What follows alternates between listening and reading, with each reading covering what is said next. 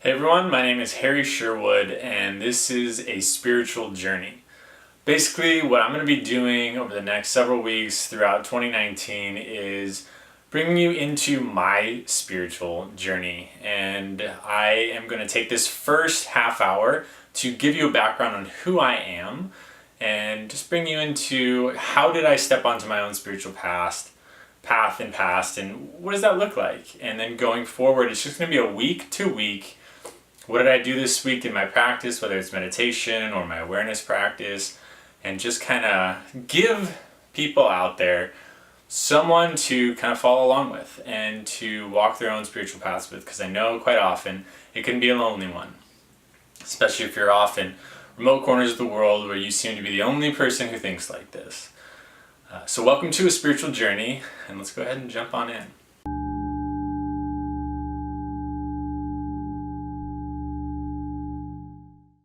Once again, my name is Sherwood, and I'm the co-founder of Consciously.org, where we bring people into holistic health and holistic spirituality. And our perspective on that is that everything we do is a part of our spiritual life. From the food that we eat, to the conversation that we have, to the emotions that we have on a daily basis. And if we have a lot of blockages and disease, that can stand in the way of a spiritual connection. And vice versa, if we're disconnected spiritually, that can cause physical, mental, and emotional disease. So everything we do is a part of our sadhana, or holistic spirituality. And the sadhana is just, what is your spiritual life? What is your spiritual practice? And that recognizing that everything is a part of that. All right, so let's jump into my past. About a decade ago, I moved to China from Southern California to study Tai Chi with the Shaolin monks. And before that, in high school, I was your typical jock partier, chasing women, drinking beer on the weekends and whatnot. And there was a part of it that was fun, and I was young, and it was a good time, but there was another part of me that always felt suffocated in that life. A part of me that felt like I was wasting my time, but I didn't know what I was meant to be doing. I just felt uneasy and anxious a lot because something was off, something was wrong. And there was a part of it that I knew I wanted it to be spiritual. I was that kid growing up that watched Dragon Ball Z and all the wizard movies and, basically anything that had a superpower or magic in it, it always lit me up. And so I wanted something like that to happen in real life, or at least to pursue and find out whether or not that could be real. So I went to China to study Tai Chi with the Shaolin monks. And I mean, truthfully, a large part of why I went was because I had seen all those kung fu movies and they could all do superhuman things, and when I got there, it wasn't quite that way. But it was a profound time. It was amazing. I was there for 4 months, and I started practicing Tai Chi. And just before my first lesson, it was an international school, and there was this woman from England, and she, I don't know, mid-40s or 50s, and she said, just wait, you're going to feel Harry Potter at your fingertips. And that really got me excited. That was something I was like, yeah, this is what I'm looking for. And I had felt that before because I'd started meditating 6 months to a year before I left. But this is why I left. This is why I went on my spiritual quest. And I did. At the end of that session, I did feel that energy coming out of my palms, and more my palms than my fingers. But it felt like there was an invisible fire just floating above my palms that I could feel, and there was kind of a magnetism to it, and that slowly strengthened over the next 4 months. Other than that, China, not as a whole, but where I went and studied, wasn't very spiritually in depth. It was much more focused on the physical training. It was a martial arts school, so I enjoyed it and I learned a ton of great lessons. But that was me taking the leap. That was me finally going after something. I didn't really know what. I just knew that there was this mystery. I was off to see the wizard, and I didn't know what it was going to look like. So that was step number 1. And then I came back to the United States, and I moved into an ashram, which was in Southern California. And that was through Self-Realization Fellowship. And if anyone is familiar with Paramahansa Yogananda, he came to the US from India in 1920. And he founded Self-Realization Fellowship, and it's his yogic teachings, and he was very big on merging the East and the West and their philosophical and religious systems, So there was a big focus on both Christianity as well as Hinduism, the yogic sutras and the yogic philosophy by Patanjali. And so it was a mixture. It was basically what he said was that the heart of all true religions are the same. And it doesn't matter what tradition you follow, it doesn't matter any of those types of things. It just matters, are you connecting with that spiritual center, that higher power? And the next 6 months were the most profound 6 months up to that point in my life. They were absolutely phenomenal. It was everything that I was looking for. I lived with monks and yogis, and I would be counseled by monks every couple weeks. And as I was diving deeper, they would kind of help me out with certain struggles that I had. And I was living in an ashram where there isn't TV, there isn't a lot of the distractions that we have in the Western world. So I had to face myself, had to face life without the restlessness and the distractions, as I said. And it was very hard at times, but it was beautiful and amazing at other times. And I started to have various experiences that I'd only read about before. I started to experience myself expanding beyond my physical body, started to experience deeper states of peace and of love than I ever had before. I understood a couple quotes and scriptures better and more profoundly than I had before, and it was turning this concept into reality. And I was starting to truly understand how amazing this spiritual quest and this adventure really can be. I also had my naivete and thought that I would be able to, do the entire spiritual awakening within those 6 months. And while that can happen for some, it didn't for me, but it was a huge dive into the spiritual world. So that changed my life, totally turned my life upside down, and I wound up changing my trajectory in life. Before then I had been coaching high school football and going to college for a couple years, and I wound up changing my major to religious studies and transferring to the University of Michigan. Now the cool part about that was they didn't have a religious studies program, so I wound up creating my own curriculum. And so I kind of call it my consciousness studies degree as well, because I did study Zen Buddhism, Jesus and the Gospels, sociology and religion, various, the usual religious studies things, but I also studied psych and spiritual development, mind, brain, and spirituality. I wound up reading about people like Russell Targ, who had done a lot of extrasensory perception studies with the CIA, and read from people like one of my favorite scientists, Dr. Dean Radin, R-A-D-I-N, it's Radin Radin, and he was studying the yogic siddhis. And in yoga there's kind of like these superhuman abilities that have been documented throughout yoga's history as something that just kind of happens on the side as you reach these higher states of realization. And he was studying them scientifically in a lab, and the results that he was getting were profound. Most people don't know about that. And there were several other books, several other people we studied in college. So it was an academic approach to what I had started to experience at the ashram, which was cool. It kind of gave me this balance. Along the way, I wound up going to Ghana and was able to actually use that for my major, and studied the religion and, the religion somewhat, but the spiritual culture behind their funerals and behind their music. And so it was a pretty amazing time. After graduating, I wound up going with that same travel abroad program to Indonesia and doing another month in Indonesia. And that time I was facilitating a group of students abroad, and we looked at their art and their music and how that kind of danced into the spiritual as well. So it was a really broad perspective, and it was amazing, and it had a great impact on me as well. Then after that, I went and worked at a school for students with special needs for just one semester, because after January I was planning on going back to the ashram, so I only had about 5 months to do something before then. And so when I went to the school, the reason I bring this up is there was a profound experience that I had. There was one day I was working with a student, and I was the young guy who had lots of energy, so they gave me the more high energy students. And one of them, we used to say she was like a missile that had been launched. It wasn't a matter of if she was going to hit, it was a matter of when and where.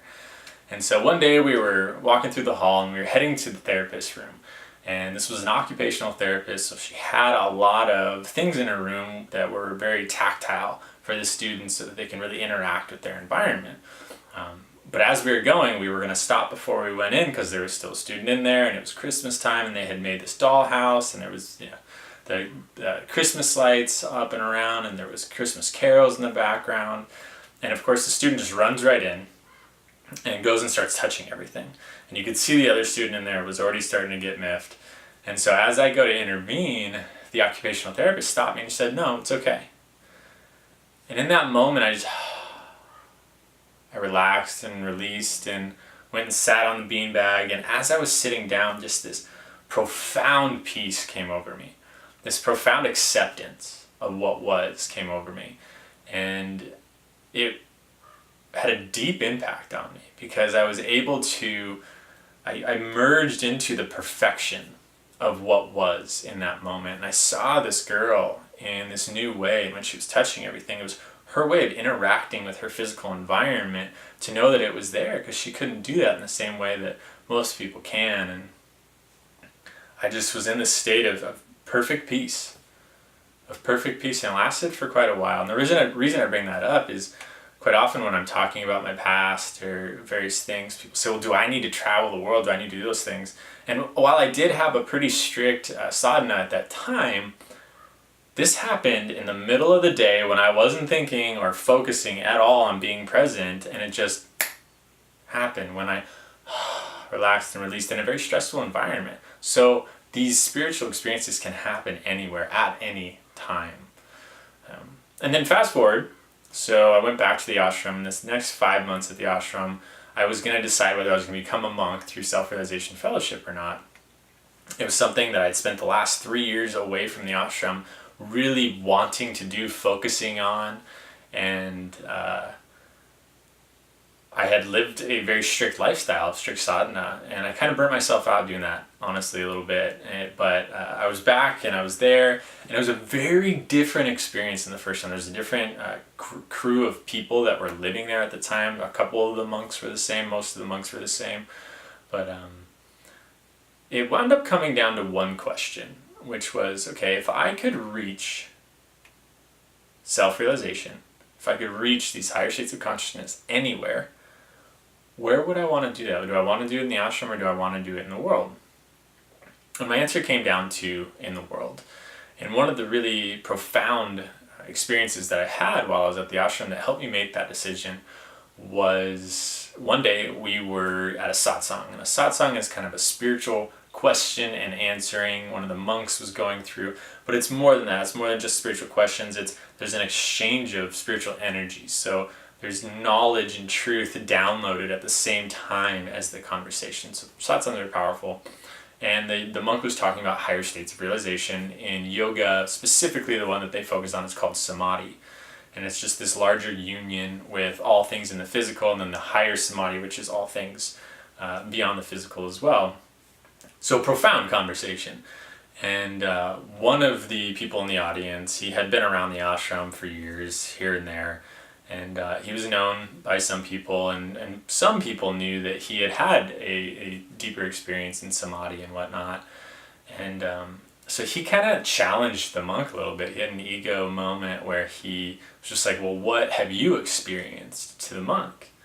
And the monk's answer was beautiful and profound, and it had a big impact on me, and it will for the rest of my life. What he said was, having these deeper experiences is amazing, and it expands our consciousness. It gives us a peek behind the veil. It shows us what is really there, and they're valuable. But it's not about what happened in the past to you at one point. It's about, where are you right now? Are you in that state of samadhi right now? And the guy didn't respond or anything, but it really hit me. We hear a lot about presence practices with Eckhart Tolle's Power of Now, and there's a ton of focus on the present, which is profound and amazing, and it's much deeper than I think a lot of people realize. But the even more profound is, can I be in that deep state of spiritual connection, even to the level of ecstatic and profound states of realization all the time? And if I'm not, that's where I'm headed. That's what awakening is. It's to be in the Buddha awakening, the Christ awakening 24/7. And so that impacted me, and I loved that. And it was so, since then, my practice has been more about where am I now versus what is my routine in the morning or routine at night, which I still do have, but that's not my focus quite as much. So I left the ashram after those 5 months, and then I would say about 4 months after, I'm honestly not even sure, I met Melanie McDaniel, who is my partner in life, partner in business at Consciously as well, another co-founder at Consciously. And that began a totally different journey, a different part. She was on the tail end of going through some really difficult times in her life, dealing with PTSD and trauma from childhood. And it helped me step into a place of learning how to hold space for capital T trauma and traumas that I wasn't used to. And which really, it stretched me, but it really helped me reconnect with the kind of the human world again in a much more in-depth way. And she wound up utilizing natural remedies, homeopathy, Bach flowers, emotional release techniques, neuro-emotional technique, tapping, theta healing, and various techniques to make her way through that process, because she had been in Western therapy for so long that didn't really help. So when she found the alternative, and so that had a profound impact on her. And so that was the beginning of our relationship, was kind of in that space and trying to hold space for her, and it had a great impact on both of us. And then a couple years into that, we wound up learning about plant medicines, and it's something that I had known about, but not necessarily ever experienced or actually cared to look too much into. So we wound up getting into plant medicine, so specifically ayahuasca and psilocybin mushrooms, and sitting in ceremony, not taking them recreationally. There's a big thing about set and setting within those communities. Long story short, wound up sitting in about 15 ceremonies across both of those modalities, and it had, over the next couple of years, a profound impact on me, on experiences I had both in the light and the dark. A lot of the plant medicine work is dealing with shadow self and shadow side, kind of purging the metaphor I like to use is that if we are a ship, and our top is all nice and broomed and looks amazing and looks like this beautiful ship, but down below there's a bunch of just muck and grime and all this stuff we haven't taken the time to work with and to clean out. We still have our work to do. And so plant medicine is really good for going into those places. And it's like this 5-hour ceremony might be a year's worth of typical Western talk therapy. So needless to say, that was a profound experience, had really, really interdimensional experiences and whatnot, all the while maintaining my presence practice, my meditation practice. And along that way, we wound up founding Consciously, which is the holistic health and spirituality business that we have. And so for the last decade, it's just been this journey and this spiritual quest. And I say quest because that's what I wanted it to be, but I didn't see it that way until a couple of years into it, until after the ashram and after school. And I recognized, like, wow, I'm actually living my own book, my own journey. And I grazed over it all today, but it's really, there was a lot of deeply profound times. And honestly, one of the most profound things about the entire journey is that ego, little I, little s self, was still there. And while it kind of disappeared here and there in various in-depth experiences, I still had my old quirks, I still had my old experiences and judgments and whatnot. And so it was this kind of stepping into this deep spiritual connection and then stepping out of it, and then stepping in and stepping out and stepping in and stepping out, and riding this wave. And the energy wave, it's the peaks and troughs. And so learning to find a balance and a peace and being at peace with what is throughout all of that was a huge lesson. A lot of people think when they step onto the spiritual path that they're just going to ride this high all the way up. And in most cases, it's much more peaks and troughs. It's much more actually doing the work instead of bypassing the work. And that that brings up spiritual bypassing, which some of you might be familiar with. It's pretty much using spirituality as an excuse to bypass doing the harder work. Now, do I believe that everyone has to do that? Do I believe that someone can't just step into higher states and stay there? Yes, absolutely. That's something that someone can do. However, the majority of us, once again, need to do that work. And it's amazing to do the positivity movement and to do all those things if you're not ignoring the other side. Still gotta there's the silver lining, but there's still the cloud that the silver lining's around and whatnot. And so that was a beautiful experience for me, or continued experience for me, which is go deeper and deeper and deeper when I'm in those peaks, and then learn to surrender and be at peace with what is when I'm in the troughs. And it has been a progression upward, so there still is that northward trajectory, but it's been a journey. It's been a journey, to say the least. So once again, this is called A Spiritual Journey with me, Harry Sherwood, and I'm just going to be taking you into what happens that week. Some weeks it might be when I'm in those troughs. It might be when it's just like, it seems like I'm really disconnected this week, and it's drier than the Sahara, and there has been some internal struggling, internal judgment maybe, and here's my forgiveness practice that I've been putting in around it and whatnot. Or if there's a week where there's a really deep experience that just kind of expands my consciousness, that shows me a greater understanding of scripture, or of just life itself, of the universe, I'll bring you into that as well. And fortunately, that has been happening more and more and more as time has gone on, as the years have gone on. That I wouldn't say it's easier to tap into. I think there's less resistance towards trying to get there in the right way. So it's really become much more natural. So this is episode number 1. I'm going to be bringing you into, starting next week, week number 1 of just the journey. And these will be between 15 and 30 minutes, nothing too long. It'll be released once a week.